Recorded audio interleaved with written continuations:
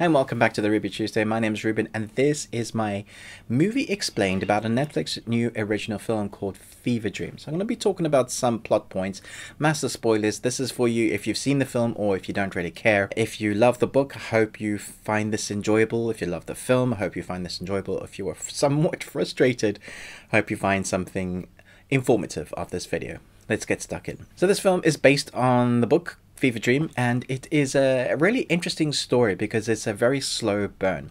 Two mothers have two very different kids. We are narrated to by David, this character in our main protagonist's head. We have this town with it's not a witch doctor. They specifically say in the film she is someone that is a person that understands or guides spirits.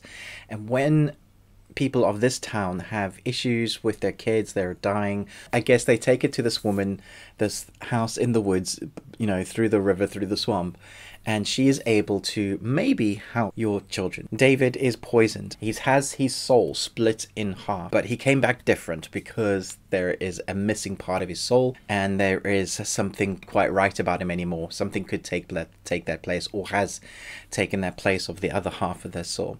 I really thought they were going to go down the kind of possession route, and it was going to get all horrifying that way. But as we progress into the storyline, we're hearing this narrative and we're thinking, well, what's actually going on here? Is she actually hearing David?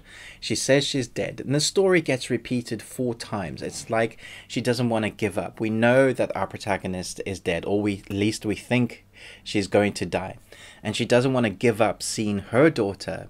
She keeps saying, but it's all about my daughter. And David says, no, go back to the details, go back to the worms.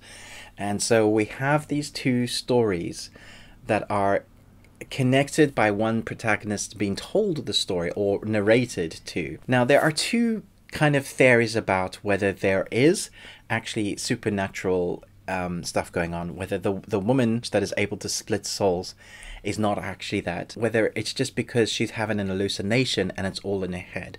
I know some people go down the path of it's an hallucination.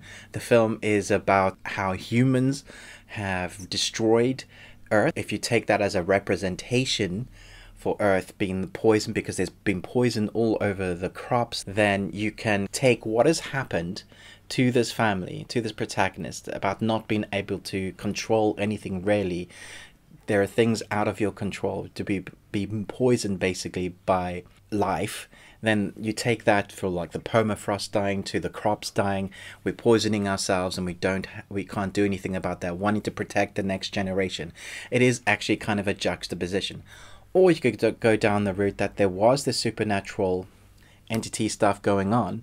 The soul was split in half, and then we get to that end bit where David tries to get into the car with the father holding the bunny, and that is meant to be represent that the half a soul of the daughter that was split to help her survive has gone into David's body. That's why he's so upset, because he recognizes the father, wants to go home with the father, but also understands when the father says get out, because he's half David.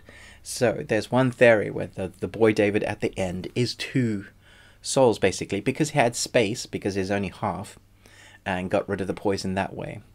Or whether it's all just an hallucination by the mother who is dying, and that this is her moments of, basically why the title's called Fever Dream.